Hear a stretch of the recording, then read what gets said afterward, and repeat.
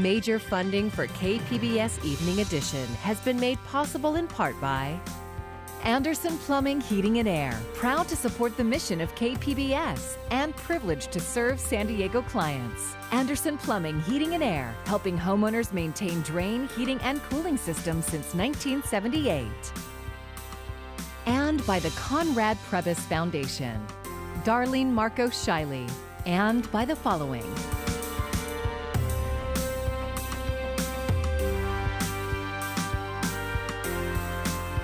And by viewers like you.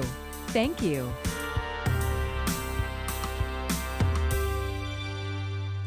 Good evening. It's Friday, March 12th. Thanks for joining us. I'm Maya Trabulsi. San Diego County is expected to move back into the red tier next week. California says it's given out more than 2 million vaccines to people in vulnerable, low-income zip codes.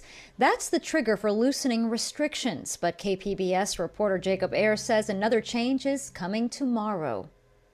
Starting tomorrow, outdoor breweries, wineries, and distilleries will be able to pour drinks without having to serve food too. The state has changed the guidelines that required food service. It comes as San Diego County is now expected to move to the red tier sometime next week, paving the way for limited indoor operations across multiple business sectors. We basically have 3 ways to earn money. 1 is in our tasting room, 2 is selling kegs to bars and restaurants, and the 3rd are cans, selling them either here or out in groceries and bottle shops. And that's their order of profitability, so that's also how we've all really been hurt. San Diego Brewers Guild President and Second Chance Brewery CEO Virginia Morrison says, even with the expanded guidelines for breweries, she plans to keep her 2 locations running as restaurants. That's because restaurants can open up to 25% indoors when the county enters the red tier, but breweries cannot. When we got clarification that we could continue to operate as a restaurant, I was excited, ironically.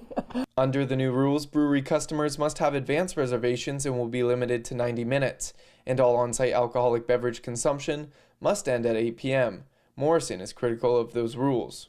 It's definitely more burdensome, but I also don't understand the rationale. So if I have food at the beginning, I can stay for 3 hours after, but if I'm only having a beer, then I'm limited to 90 minutes. Notably, the state guidance for brewery operations do not apply to bars in the purple or red tiers. As for breweries, wineries, and distilleries that serve food, not much will change. They will be able to operate as a restaurant under the county's current tier restrictions.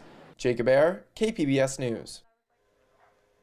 It appears likely San Diego County will move into the red tier on Tuesday. That's because the threshold for entering the less restrictive tier is moving from 7 cases per 100,000 residents to 10 cases. Our current case rate is below that target. Gyms, movie theaters, and restaurants would be allowed to open indoors at limited capacity. The debate over school reopenings continues as some parents are eager to get their kids back in classrooms and schools put together a safety plan. KPBS reporter Tanya Thorne shows us how Hoover High School is preparing to welcome students next month. Hoover High School students have yet to enjoy the brand new theater and classroom building constructed last year. Today, district and state leaders toured the new facilities and went over the safety plan to welcome students back to campus. This newly renovated school will soon be able to welcome back teachers, classmates, and teammates to experience their new school for the first time. And I am confident that our partners at the school district are doing everything they can to open the doors safely. San Diego Unified plans to return all grade levels to in-person learning on April 12th. But some parents say that's not soon enough. They've filed a lawsuit against the district. Reopen SDUSD is the parent group leading the lawsuit. It claims the district violated a state law by limiting the access to education services to the students. Attorney Mark Levine represents the parents. We've got situations where we've got children who receive almost no class time or no accessible class time. We've got children who are using technology that isn't working or don't have access to the technology. Board of Education President Richard Barrera made no comment on the pending lawsuit. He says he knows some parents are torn on whether to send their children back to classrooms. We are opening up the in-person option for all families who select that option. And as Tony said, and as I know Jason knows, we're also very much aware that some of our families won't be comfortable yet having their kids come back, and so we have to maintain, a stable, quality distance learning option. The district has issued a parent survey that will help determine students' schedules and frequency of on-site instruction. Parents have until today to fill out the survey. San Diego Unified says they will make every effort to accommodate the family's preference and will let families confirm their preferred model by the end of the month. Tanya Thorne, KPBS News. Check your bank account this weekend. If you're eligible for the latest round of stimulus checks, it may be deposited before Monday. The money is going out sooner than expected after President Biden signed the massive COVID relief bill yesterday. Individuals earning up to $75,000 and couples earning up to $150,000 will get checks. The payments are worth up to $1,400 per person, including adult dependents over the age of 17. Well, that means for a typical family of four, a middle-class family, husband and wife working, making $110,000 a year, that means $5,600 check they're going to get. It's estimated roughly 90% of Americans are eligible. The first people to receive the money will be those who gave their direct deposit information to the IRS. The next San Diegans in line for the COVID-19 vaccine can get their shot starting on Monday. People aged 16 to 64 with certain underlying medical conditions will be eligible. Heart conditions, cancer, pregnancy, and severe obesity are among them. The California Public Health Department says people will not be required to provide documentation. They will be asked only to self-attest their condition. As Camila Bernal reports, all American adults who want the vaccine should be able to get one by May 1st. It's a race against the variants. And for the Biden administration, it means working to allow any adult who wants a vaccine to get one. We know the more virus that replicates, the more variants will emerge. And what we really don't want to see is another surge right now as people are starting to ease restrictions. While many medical experts do not agree on rolling back the restrictions, many states are moving forward. Today is a day that a lot of things are going to start to change that you're going to notice. Similar situations in Maryland, Oklahoma, and others. These measures likely motivated by the stabilization of the number of new cases and vaccine availability. We've all been through this for a whole year, and now we can get out. Now we can travel more. Now we can see people. About 10% of Americans are fully vaccinated. But the Biden team hopes to see an increase in that figure throughout the spring months, which may allow for safe gatherings for the 4th of July. This is certainly not a time to put down your guard. Mask up and follow the public health standards. Together, unified, we can defeat this pandemic. Camila Bernal, KPBS News. A shortage of vaccine is forcing the Del Mar Fairgrounds super site to close again, temporarily. Scripps organizers shut it down today, and it will remain closed through Sunday. It's set to reopen Monday, March 15th. Those with appointments at the Scripps site are being rescheduled automatically through the My Turn online booking system. If you're eligible but not sure where to get your shot, head to kpbs.org. Just go to our homepage and then click on the Vaccines tab to find clinic locations as well as links to make an appointment. The San Diego Food Bank has helped over 600,000 people since the start of the pandemic. Today, they opened a new super pantry site in the Miramar area. It will be open from 9 in the morning until noon, Monday through Thursday, with special distributions on Fridays. Today, volunteers from the Holiday Bowl Redcoats and the San Diego Tourism Authority helped give out food to hospitality workers. We want to do some targeted distributions to help the hospitality industry because we know they've been hit so hard. Probably over 100,000 of their those professionals have been affected. So we want to say, hey, we're here to help. There's plenty of food. No shame in asking. The food bank has already distributed more than 59 million pounds throughout the pandemic. Imperial County has repeatedly asked the state for a more equitable way to distribute the COVID-19 vaccine. Now, as iNewsSource reporter Jennifer Bowman tells us, its pleas may have been answered. Imperial County is among more than 400 zip codes the state is pushing to the front of the line for COVID-19 vaccines. These vulnerable communities will get 40% of California's supply. They're being prioritized because they rank low among a host of factors like housing, income, and education. But Imperial County officials say they don't exactly know how the new initiative will be rolled out. The hard-hit region has twice asked Governor Gavin Newsom for more vaccine.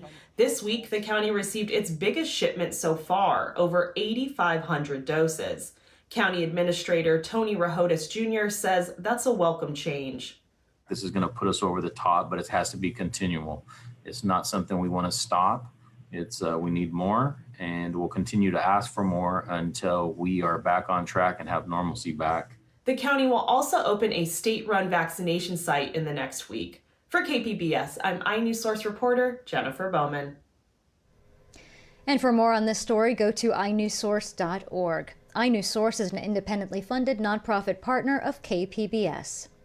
Some high school football players are heading back to the gridiron tonight, playing their first game since they were sidelined by the pandemic. I'm super excited. I mean, I couldn't be more prepared and excited to just go back out there. It's been over a year now. Scripps Ranch High School quarterback Luke Durkin and his mom Melanie thought this day would never come. After a battle in court and lots of added safety precautions, he's finally playing the first game of his senior year. Those restrictions include rigid testing, a reduced schedule, and no spectators allowed. That's forcing families to find other ways to catch a glimpse of the game. I haven't figured out if I'm going to stand at the fence shoulder to shoulder with so many families, which would be much less socially distanced and less safe, or if I'm going to try to watch the live stream that we're trying to get working right now. Melanie says she has not given up on the fight to get back into the stands, but for now they're just happy that high school football is back. California's tide pools are under assault from the warming planet, but the fragile ecosystems are getting a boost in San Diego Bay. KPBS environment reporter Eric Anderson says artificial tide pools are now in place along Harbor Island. The long Bayside sidewalk on San Diego's Harbor Island Drive is a favorite for locals and tourists. It's also close to the region's only artificial tide pools. We need to be thinking about sea level rise right now. Port of San Diego Commissioner Rafael Castellanos says the interlocking concrete blocks at the base of the island's armored riprap seawall create an extra buffer against rising sea levels.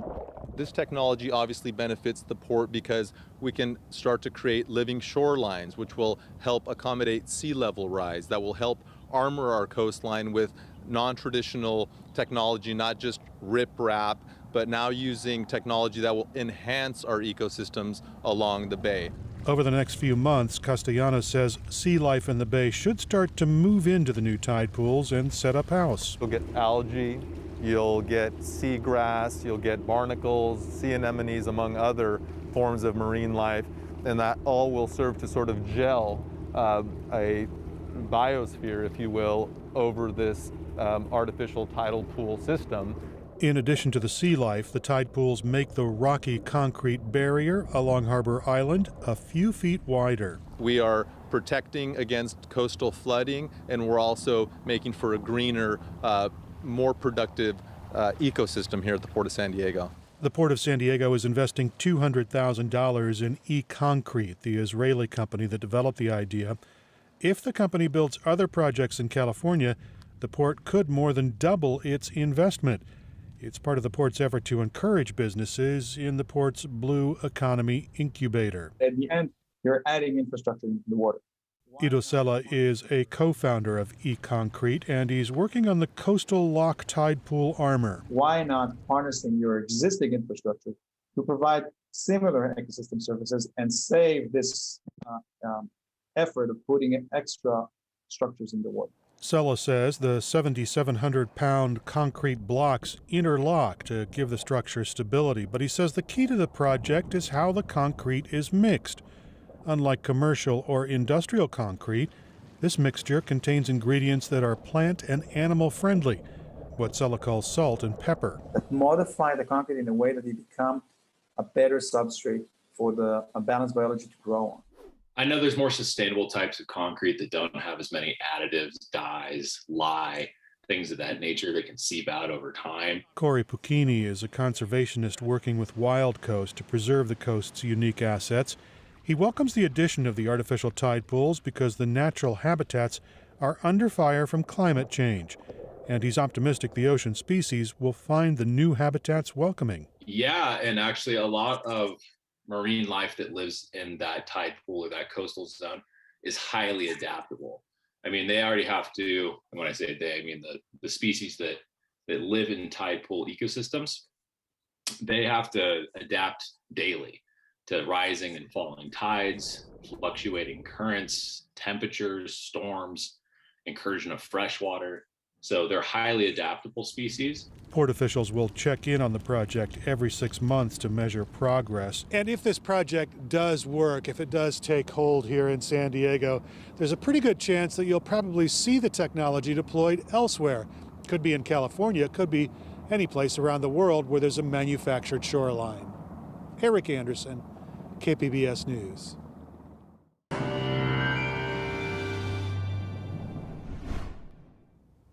Showers, they are on their way out. Slowly but surely, we'll be getting rid of them as we head through tonight and into the weekend. We get a quieter weekend. However, there's another storm system coming into next week, so we'll have another chance for some moisture.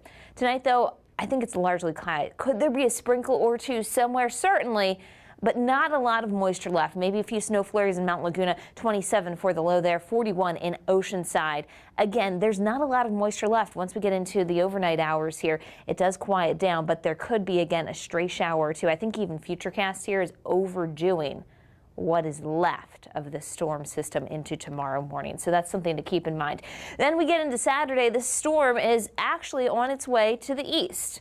Slow moving, so it's still going to be torturing some of the four corners here, I guess you could say, with a lot of snowfall and poor travel conditions, especially in through portions of Colorado and then north into Wyoming. But for us, we are looking at drier, cooler air coming into Nevada and California, which means for us, it's sunshine, a few clouds, and temperatures back to the lower 60s and mid-60s in San Diego, Chula Vista 61. And notice there will be some clouds out there, a little bit breezy behind the storm system as it departs. Futurecast showing, yeah, the clouds, the moisture, that should all pretty much be gone for tomorrow. A shower, I think it's pretty unlikely at this point, and we're quiet right in through Sunday morning, where we're looking at a few extra coastal clouds. Sunday should be a dry, quiet break for us again, as that low continues to very slowly move to the east through Colorado and the plains. Coast forecast. Next couple of days, fairly quiet, but note Monday, more clouds and the chance for a shower or two in the afternoon. Temperatures in the upper 50s. Inland locations could certainly see that shower or two as we head through the start of next work week, mid-50s, but the weekend fairly nice, especially Sunday, where we're mild in many locations, even the mountains making it to the mid-40s for their high. And for the deserts, we're looking okay, but it will be a little bit blustery as that next storm system comes in on Monday. For KPBS News, I'm meteorologist Melissa Constanzer. It's the next phase of pandemic shopping. Imported goods are getting harder to come by. Costco is having trouble stocking imported cheeses, seafood, olive oils, furniture, and sporting goods because of bottlenecks at West Coast ports. The executive director of the Los Angeles port says imports are up 50% and they're moving 900,000 containers a month. Now there are 15 every day with 30 more waiting to unload. We've been buying more retail goods, home improvement products, and exercise equipment than ever before. I've been in this business over 30 years, and this is the biggest surge that we've seen of imports to the United States ever. For the first time, the 2 billion square feet of warehouse space is not enough, but the port director is hopeful the cargo will be moved as hundreds of workers who are out with COVID-19 are now returning to work and getting vaccinated. Season ticket holders will soon be able to secure their seats for Padres opening day. For today's Friday Business Report, Miro Kopik tells us how Petco and the Padres are extending their stadium partnership. And it's a little bit of a marriage of convenience for both organizations. By extending it a couple of years, what the Padres are looking for is extra cash because they're actually looking to either acquire or lease the land just south of the stadium called Tailgate Park. And so having this extra money from Petco is going to be very important for their balance sheet. On the flip side, the biggest thing that Petco is getting out of this is the relationship with the two top Padres players, Manny Machado and Fernando Tatis. Both of them are pet owners. Both of them are going to be social media and digital influencers for Petco. The Padres are hoping over the next couple of years that their franchise is going to be very valuable because of the performance we saw last year. And that's going to give Padres a huge leverage to negotiate the next round of naming rights, which will be a 10 or 20-year deal going forward.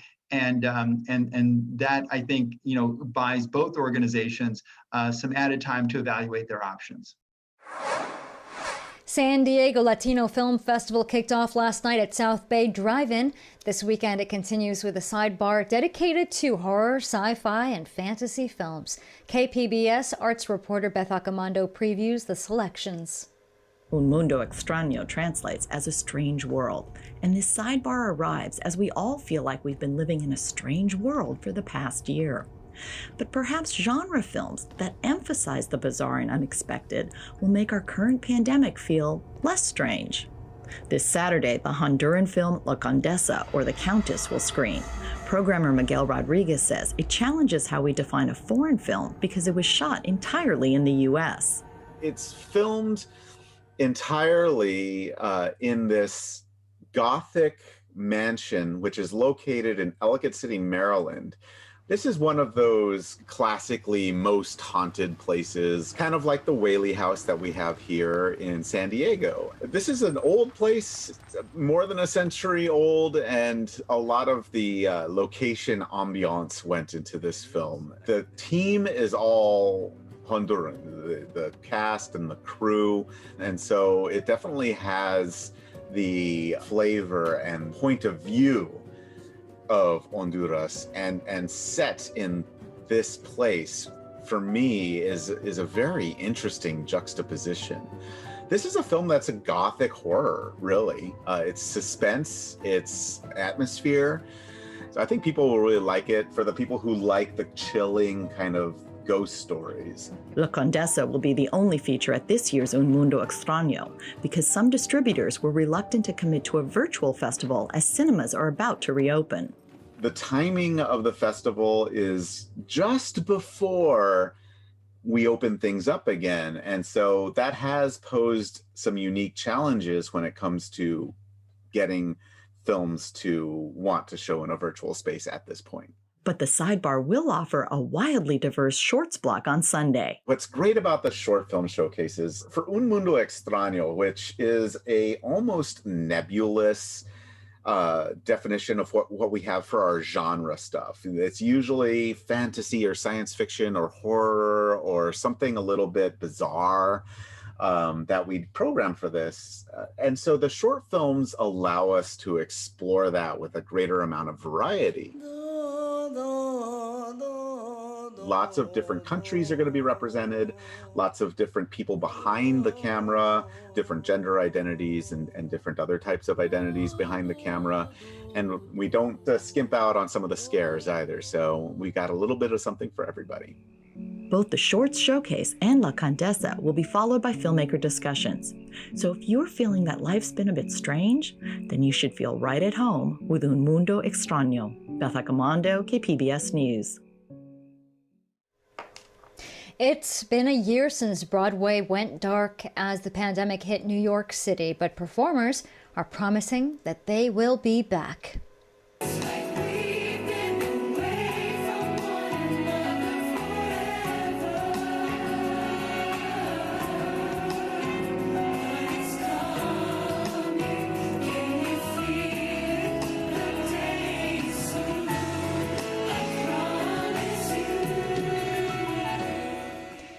The theater community reunited in Times Square today. They sang and they danced in commemoration of Broadway's lost year, and they shared hopes of returning to the stage.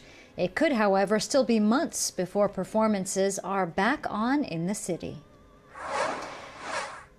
March 19th marks 1 year since Californians were ordered to stay at home to combat the spread of COVID-19. In our series, Pandemic Life, 1 year on, KPBS takes a look at the impact of the virus on our communities and where we go from here. Our week-long coverage begins on Monday, March 15th on KPBS Radio, TV, and kpbs.org. I'm Judy Woodruff. Tonight on the NewsHour, getting the vaccine. President Biden declares all American adults will be eligible by May. Coming up at 7 after Evening Edition on KPBS. And here's another look at today's top stories. Restaurants, gyms, and more could be allowed to operate indoors in San Diego County next week. Today, California hit the trigger for reducing the red tier threshold from 7 cases per 100,000 people to 10 cases. San Diego is expected to move to that less restrictive tier on Tuesday. And San Diego Unified plans to return all grade levels to in-person learning on April 12th. In preparation, district and state leaders toured the new facilities at Hoover High School and reviewed the safety plan.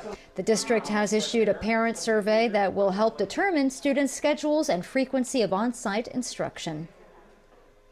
You can find tonight's stories on our website, kpbs.org. Thanks for joining us. I'm Maya Trabulsi. Have a great evening.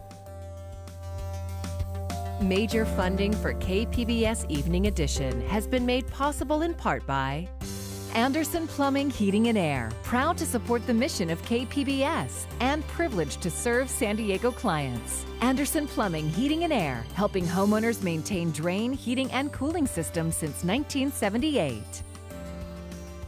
And by the Conrad Prebys Foundation, Darlene Marco Shiley, and by the following.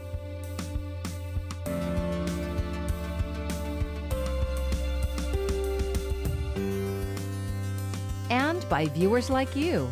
Thank you.